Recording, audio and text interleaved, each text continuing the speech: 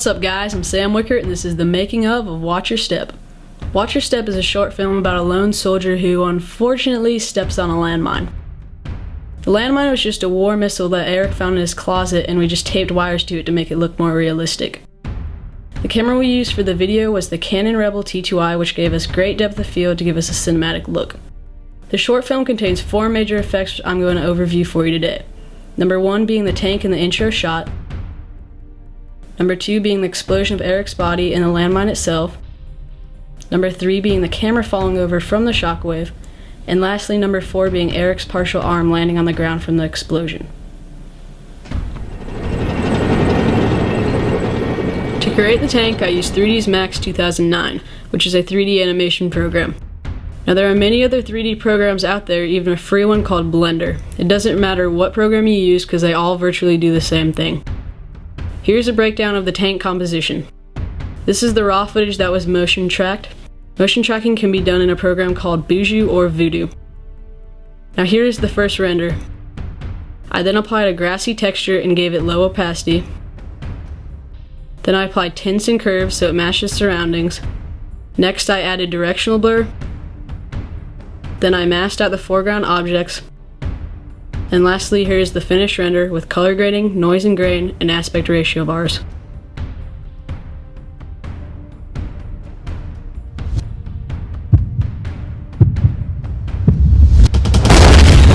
The landmine in Eric's body exploding was mainly created from stock elements from Action Essentials 2. This is a stock package from Andrew Kramer which contains anything you'll need for action scenes. Be sure to check it out at videocopilot.net.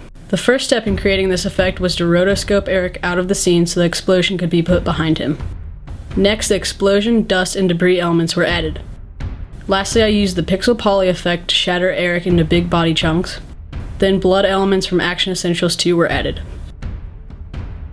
Before the explosion scene, I added a slow motion effect when Eric was running. This added a lot of drama and suspense to the shot and it was really simple to do.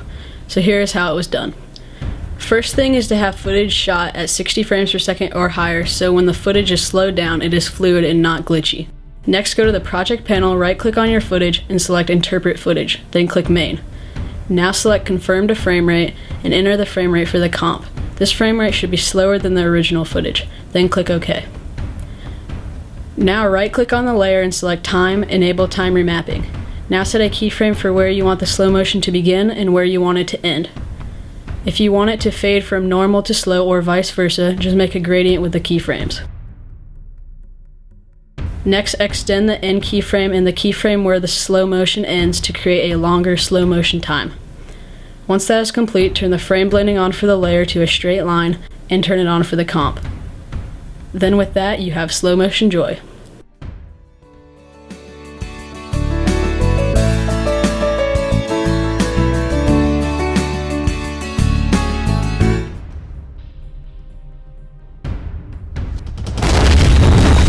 The effect of the camera falling over was very simple to do, as Eric has kindly demonstrated in this video.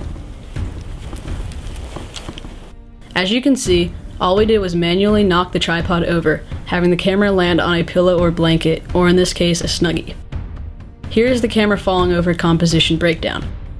First, the raw footage was time stretched to be faster. Then directional blur was added to simulate motion blur.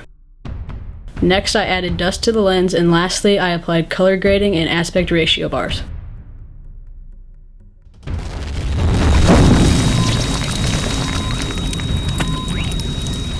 The final major effect of this video overview is Eric's partial arm landing on the ground.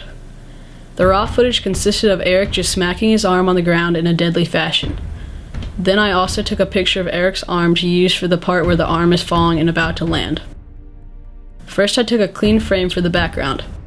Next, I added Eric's arm to the video, then I applied masks to cut it out and make it partial.